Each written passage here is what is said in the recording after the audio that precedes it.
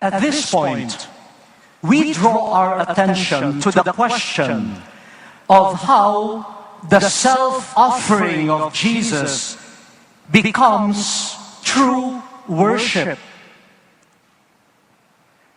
Many people offer themselves to something, but is every self-offering an act of worship? We know people who offer themselves like parents, teachers, public servants, even hardened criminals. But does every self-offering qualify as a sacrificial worship? So we ask, how does the offering of Jesus, of His life, of His body and blood, acquire the quality of a genuine worship or sacrifice? Again, the letter to the Hebrews gives us two elements of Jesus' worship in His self-offering. First, we hear in Hebrews 5, 7 and 8, in the days of His flesh, Jesus offered up prayers and supplications with loud cries and tears to the one who was able to save Him from death, and He was heard because of His reverent submission. Although He was a son, He learned obedience through what He suffered. This is the first aspect that makes His self-offering an act of worship, namely His obedience or reverent submission to the Father, who willed that people be saved and brought to glory. So, let me remind all of us here, if self-offering is motivated by the desire to prove oneself, to achieve success, to promote my ambition, to promote self-interest, that self-offering falls short of being an act of worship.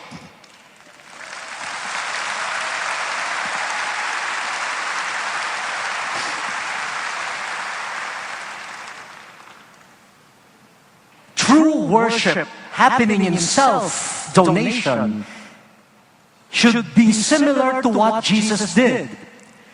Jesus' sacrifice of life was not focused on Himself or His agenda, but rather was His obedient response to the Father who had sent Him. The fulfillment of His saving will pleases the Father more than any burnt offerings. Thus, obedience to God makes the gift of self an act of worship. This is the first element of the worship of Jesus in His self-sacrifice. Secondly, His worship includes His solidarity with weak, feeble sinners. In Hebrews 4, 15 and 16, it is stated,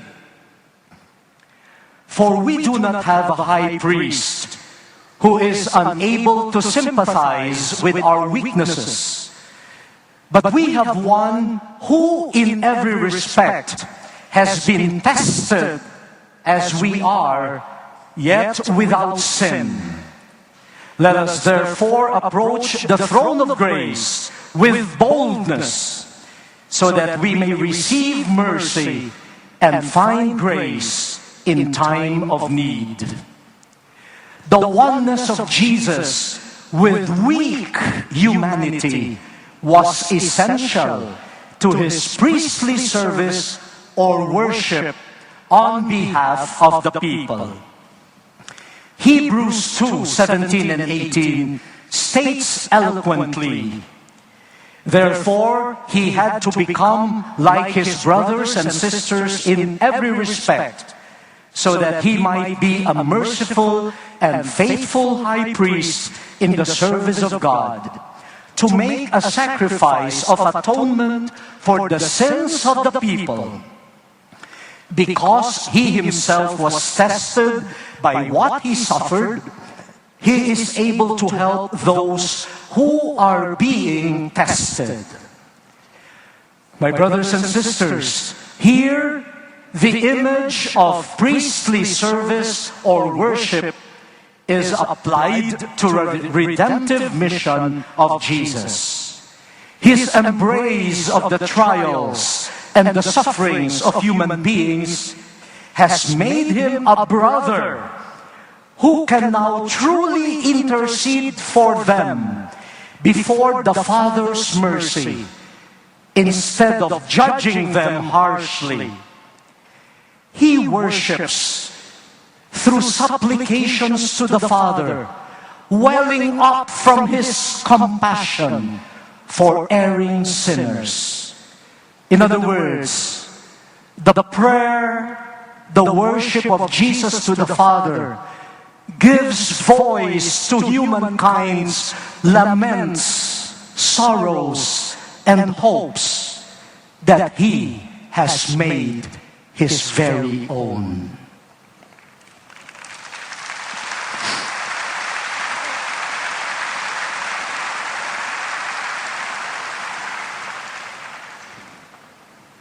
In summary, we can say that the worship of Jesus is the sacrifice of his own life offered to fulfill the Father's will to save sinners, whose weaknesses he shares in order to lift them to the mercy of God as a compassionate high priest and brother.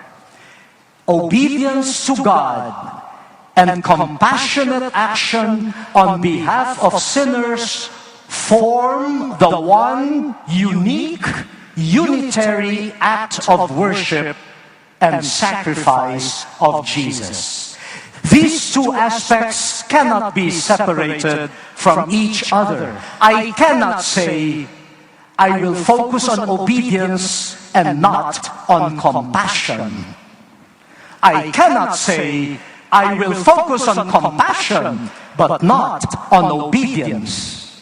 These two come together in the one single act of sacrifice and worship. Ultimately,